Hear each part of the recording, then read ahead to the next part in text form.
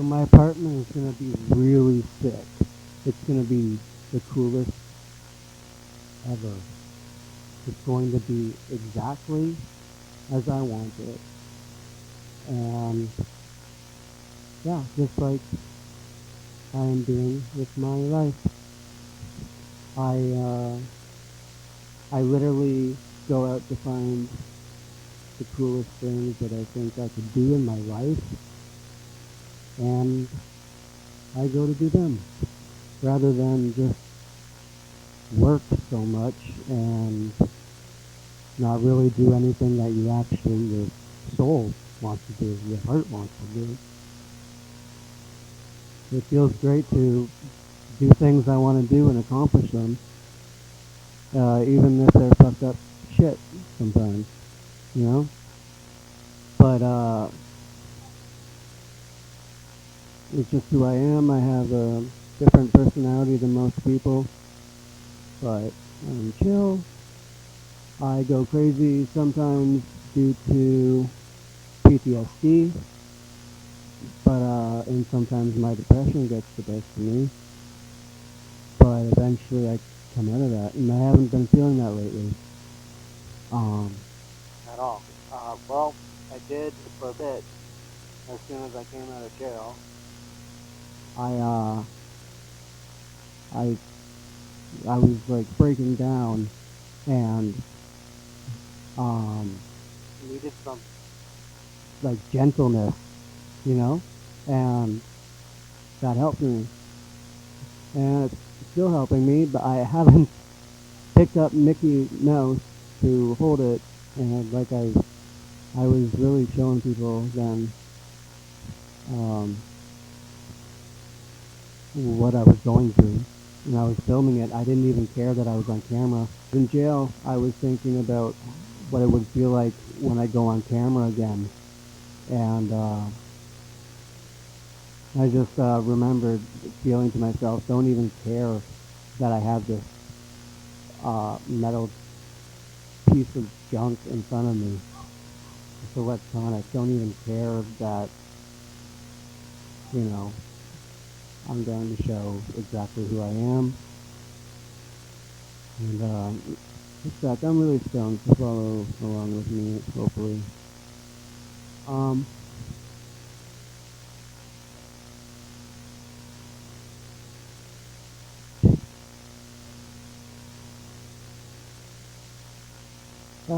yeah. Anyway, um, I've been doing a lot better. I haven't been depressed lately because I am planning every single day that I do, and I have a schedule for every single day. Plan every day, week, month, and yeah. So I've been doing that, and I've been making my place really cool. I'm gonna make it the best place I've ever had. With pictures literally all over the walls, everywhere. And yeah, it's going to be something that I'm not going to want to leave, which is exactly my motive. I don't want to leave. I want to feel like I can stay in this apartment and not want to leave it. Like I actually like being in here. Because for so long I did not. And I really broke down. I wrote over all the walls and I smashed so many so many holes in the walls. And I owe now over $2,000 to the housing people, and I haven't paid that yet, but I'm going to. Now that I'm out of jail, I was supposed to months ago, but I couldn't because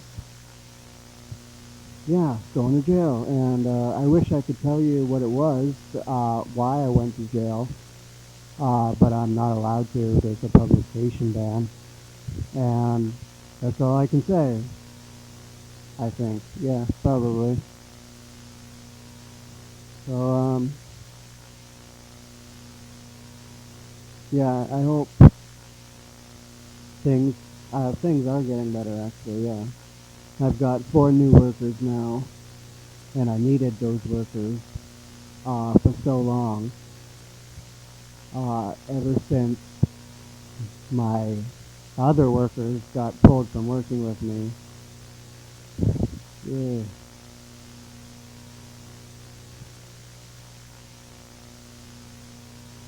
After Thomas Schoenberger and another person were repeatedly emailing and calling my workers and threatening them.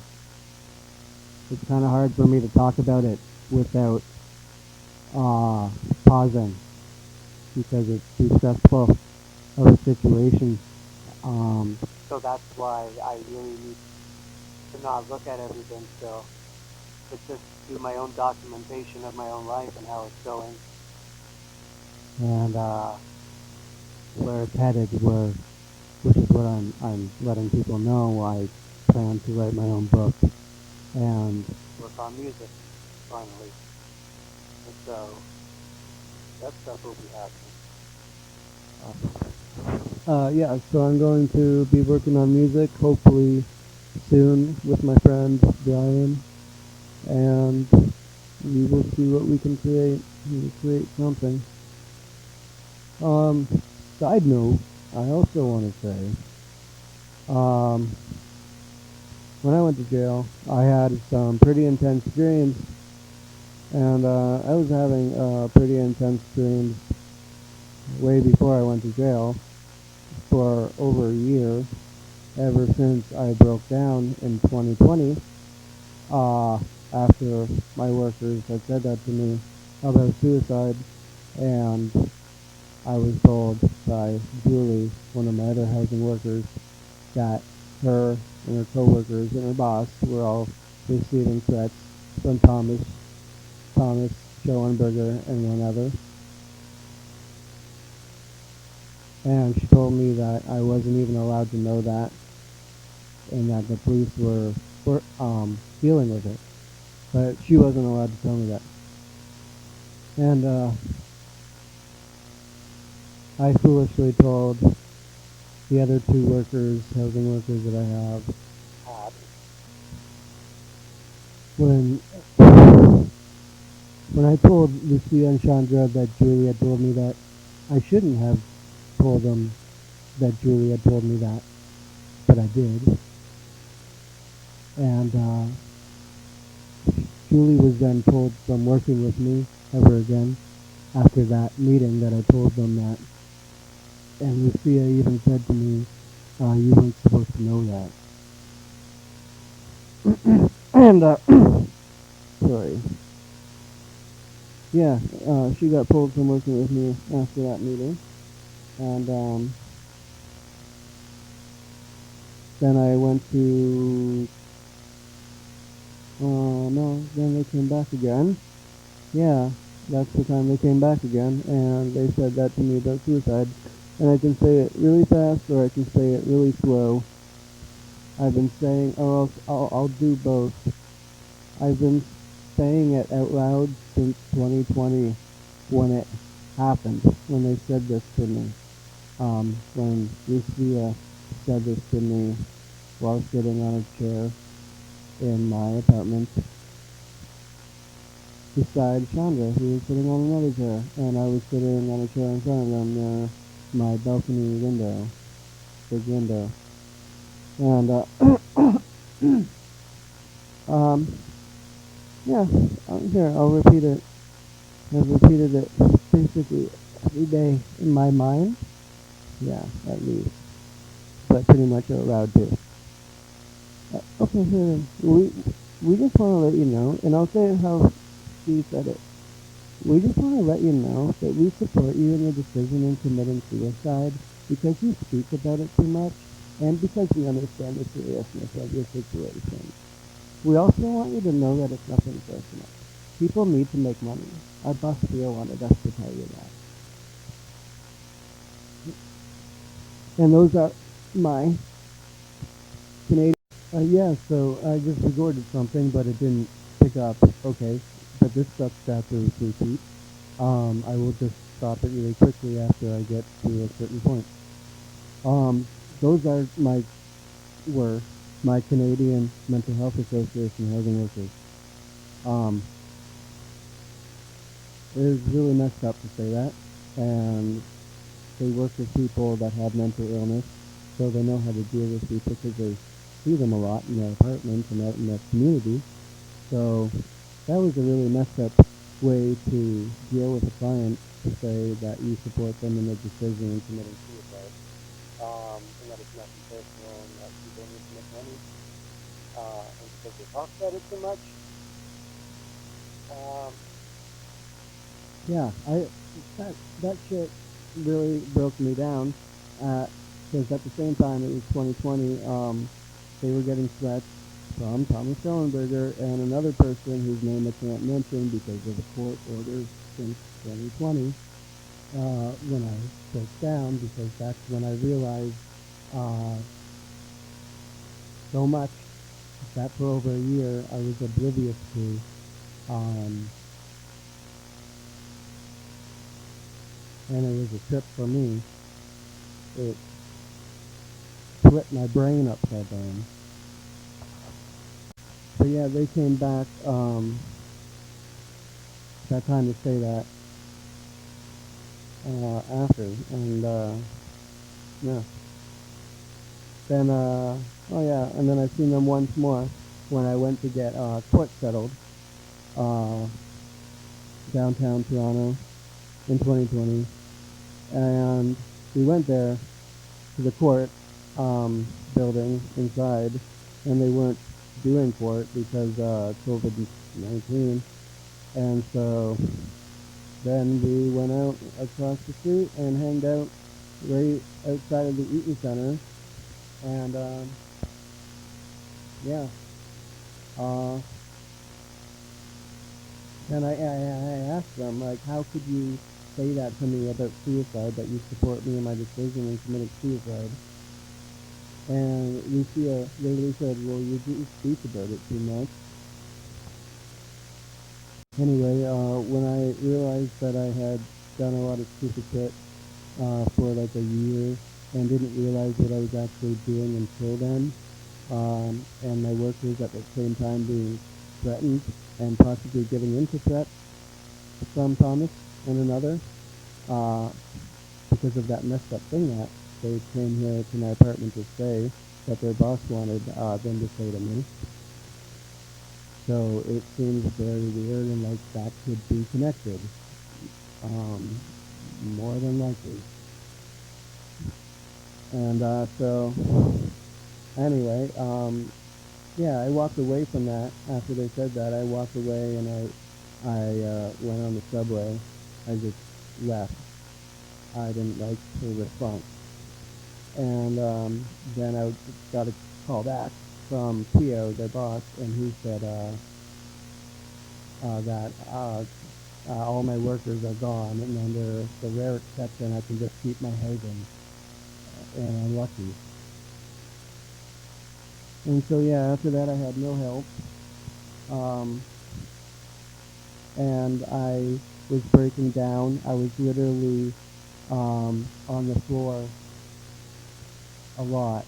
I would black out, and because of so much confusion and stress and anger and depression, and I couldn't take care of my cat, and I couldn't take care of myself.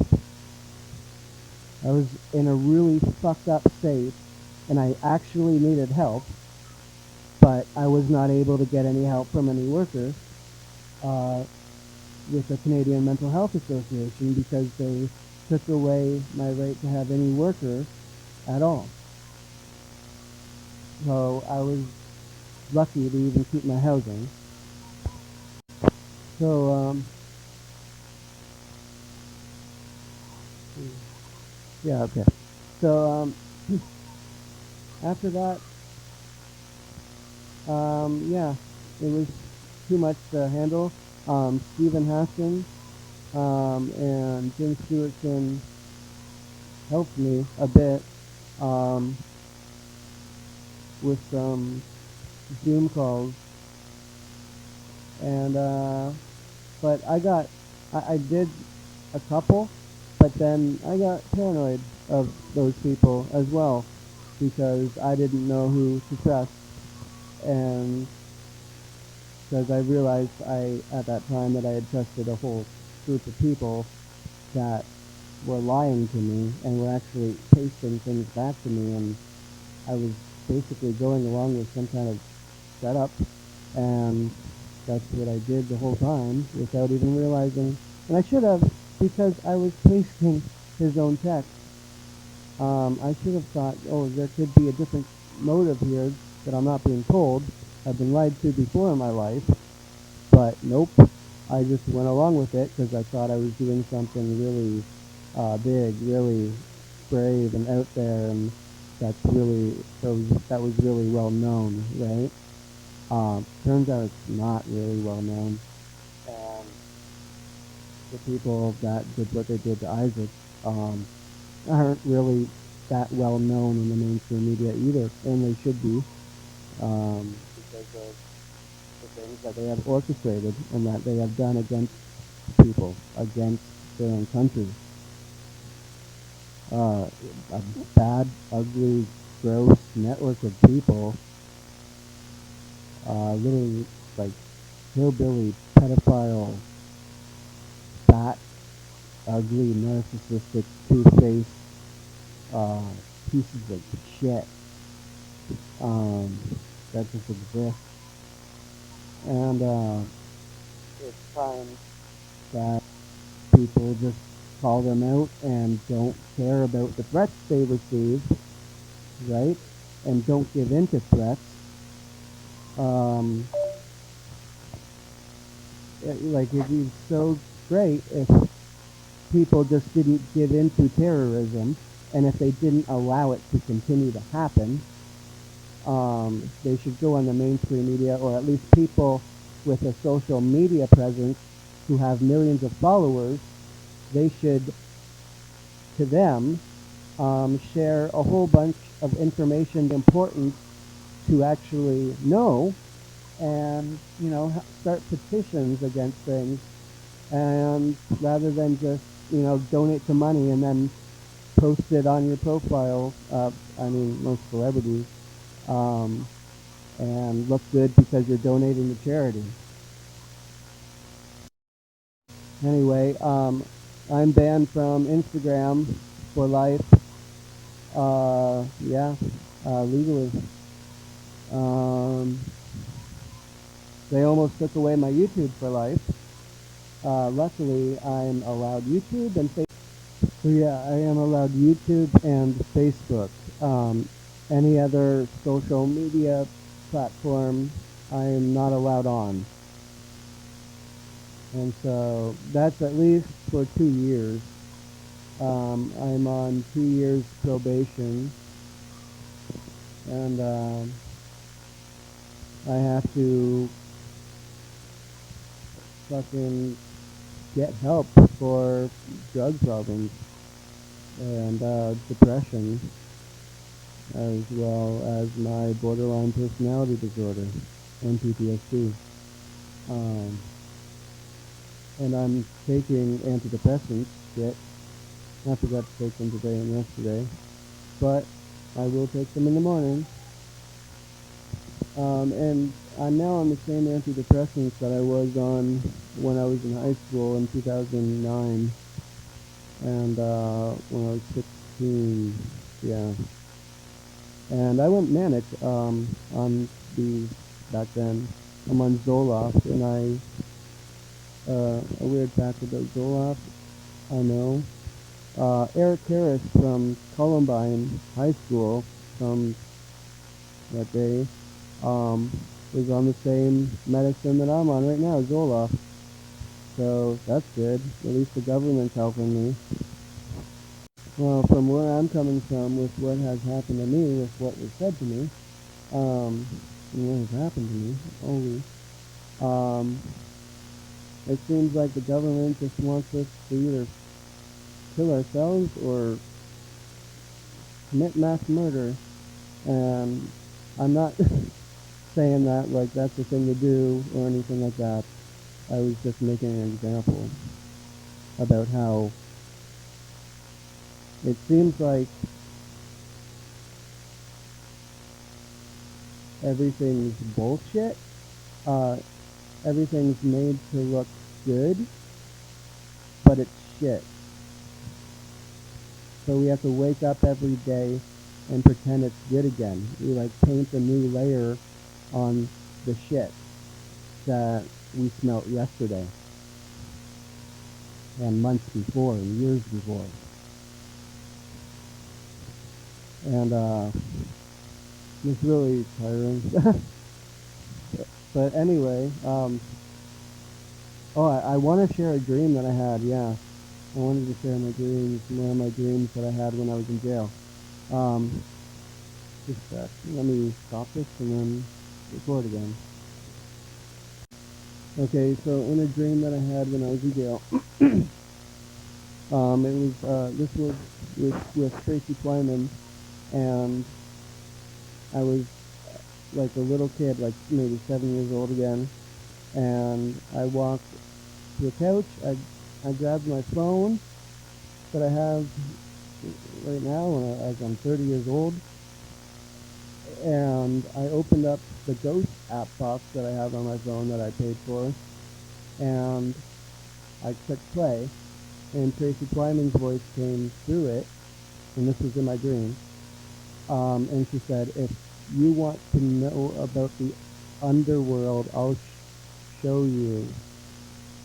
Let me just really think a sec.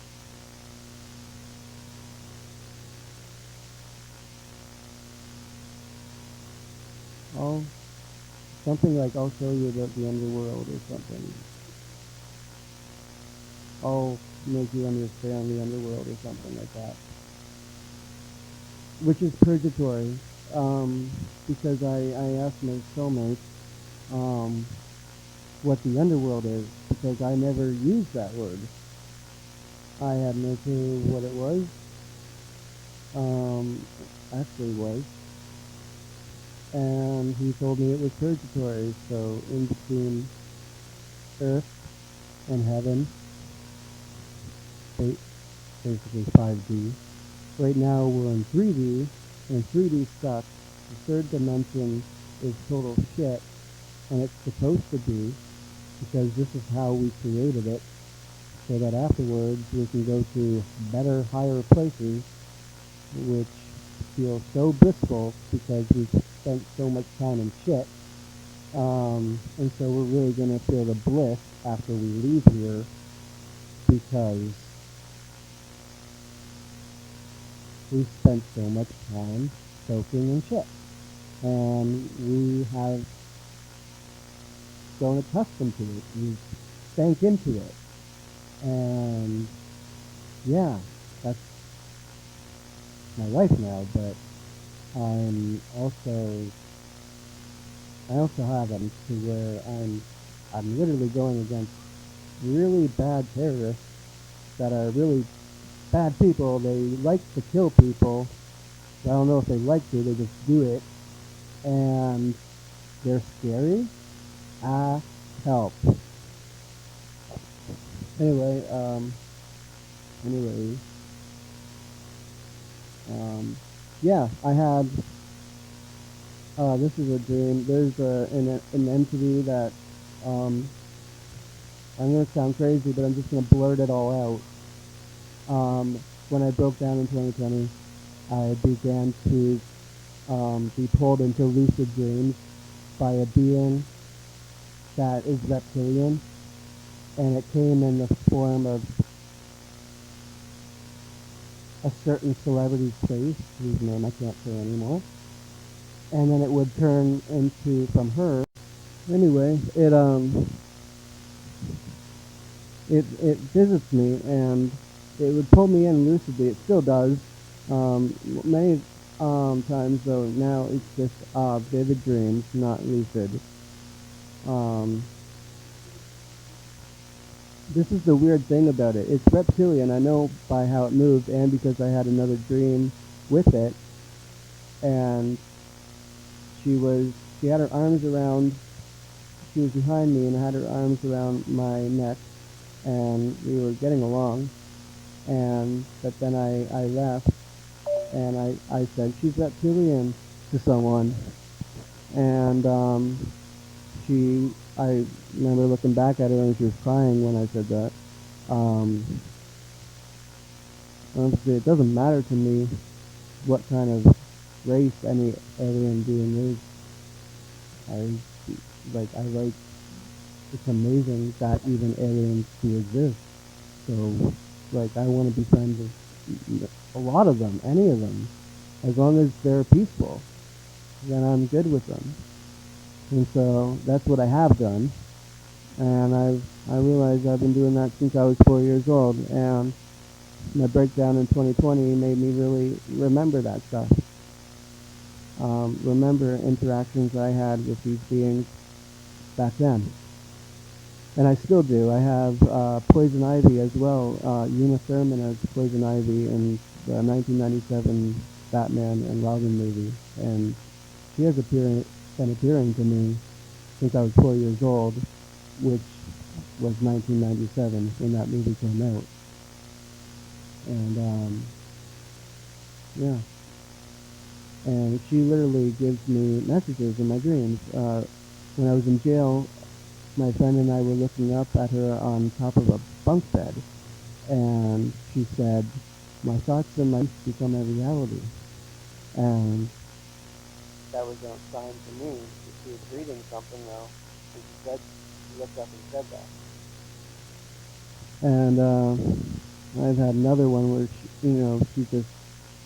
I, she was waiting for me. She was in a room pacing back and forth, and then suddenly I showed up, and she was so happy to see me, and she grabbed my arms, but it looked like she was the most stressed out that she had ever been in her whole life. Like she knows something that I don't, and it's driving her mad. And I know all this is going to sound crazy, but it's really what's been happening. And it's been happening since I was 4 years old. And in 2020, my breakdown then, it all came back again because I literally went back consciously in ages that I was before, to ages that I was before, as well as just passed out on the floor. And I needed help. I needed workers, but I wasn't allowed. I could have no help that way. I could just keep my housing under a rare exception. Uh, it might sound crazy, whatever, it's true. And I can become lucid again sometime, and it's, it's just true. You'll figure it out when you get to the other side. Um, Unless you want to understand lucid dreaming, then that would be great, because it would be great. Anyway, um, so this is just going to be basically my own 1 hour show, whatever I want to say. Show, I don't fucking know. Maybe a good name.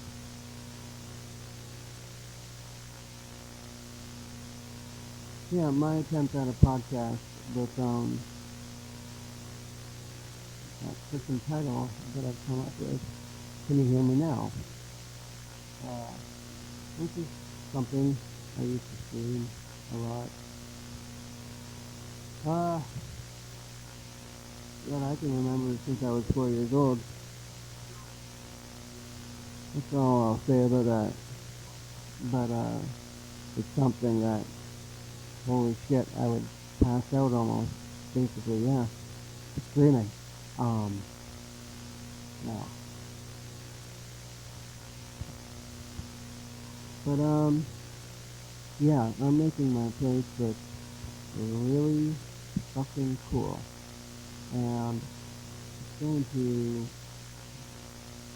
to basically make it to where I don't want to leave this place. that I don't want to leave the apartment. I'll be set, and I could just literally stay in here forever. And yeah, maybe that's what I'll do. Anyway, yeah, I went pretty crazy because what happened to me was not being listened to, and I didn't trust Steven or Jim anymore because I didn't want to trust anyone that was being brought to me. I had already done that, and it turned out to be something that I shouldn't have done. And so, I mean, Steven suggested that I get back into liking the movies and actors and everything that I liked before. The Pizzagate conspiracy theories pretty much darkened a whole bunch of that for me and made me not want to watch it or like it anymore. And so I began doing that, and I had this, like I started watching all the old shows that I used to watch since 2007 and before. Got into everything that I thought was cool. Basically, um, yeah, yeah. Anyway, um,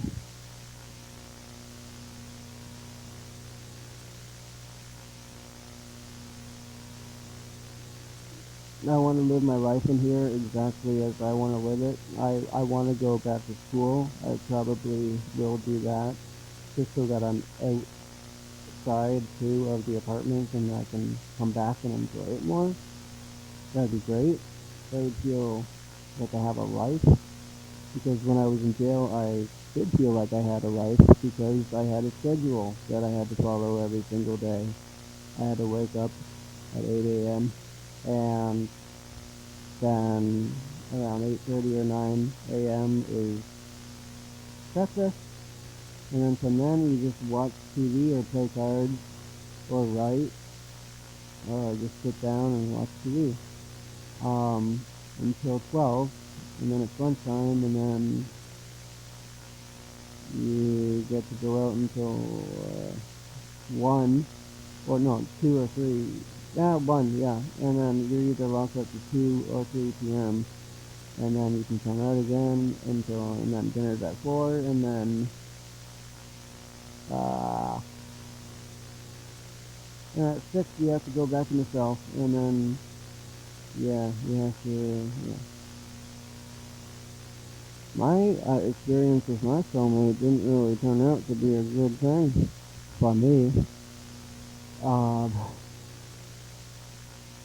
it turned out to make things a lot more shitty than they were, but somehow I have gotten over it, I guess.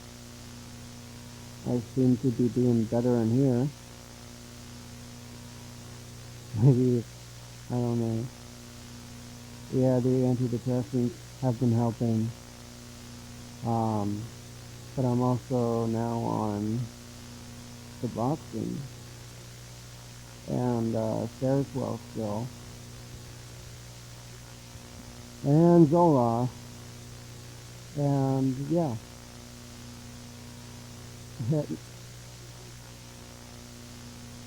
Now I am just like recovering from some traumatic shit that I never thought would happen to me.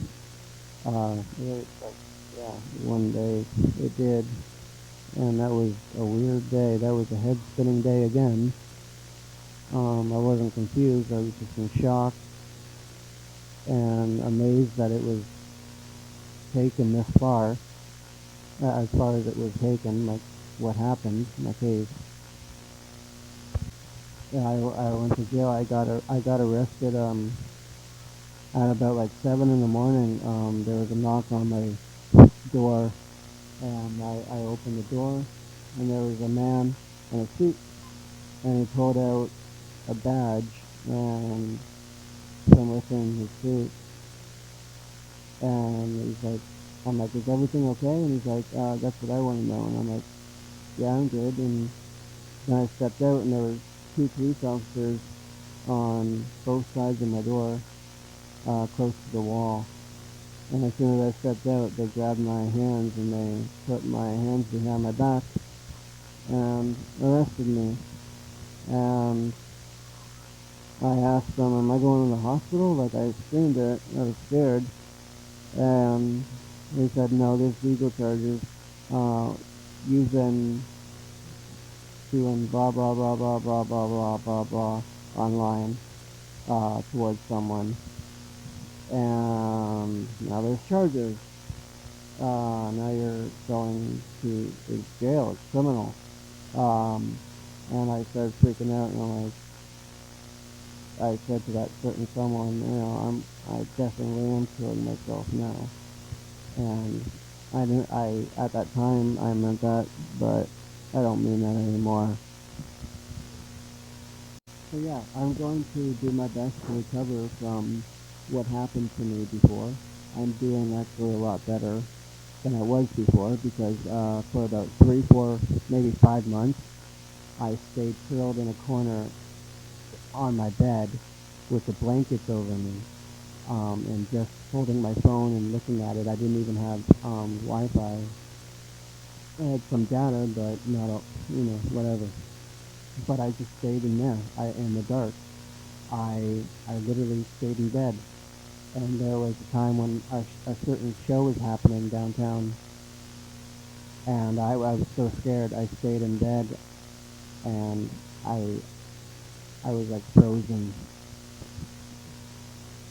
And yeah, I let the stress of my situation get to me way too much, and I snapped, and I really let it out too when I went to jail. When I first got there, I told one of the guards what happened, who charged me, who had me charged, times two, and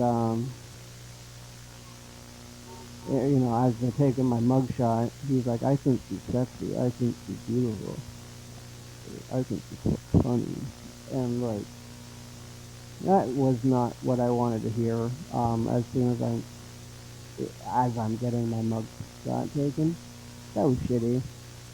Um, I didn't like that at all, and yeah, but it only got worse and great. As well. There was a lot of great times in jail. I met a lot of great people that are honest people and chill people, and they didn't want to have any violence happen around them. And that's the crew that I stick out with, hang out with. But in my cell, I didn't have a really good arrangement going on. I had to share a cell with I'm going to say this real fast because my phone is at 4%, and then I'm going to charge it, but I'll close with this main point. Yeah, I was in a cell with a long-term offender, dangerous offender that wasn't even supposed to have a cellmate, and, I got in, and when I first got in, I told people a different name of a certain performer, um, that I could think of at the top of my head of a certain profession of performing. And so I lied, and I didn't want everyone else to know that, unfortunately, and I'm sorry for fucking lying to people, but I didn't want people to know my personal business and the actual name of who it was that had me charged. And my joint just moved. That was weird. I'm not even there. But I told him the real name of who it was who had me charged, my cellmate, the long-term offender, 53 years old, has a lazy eye, was seen on the news for doing really bad things to children, even molesting his own son. And It was a bad person that I trusted again. And guess what his name was? Thomas. My cellmate's name was Thomas. Right. Gosh, my life.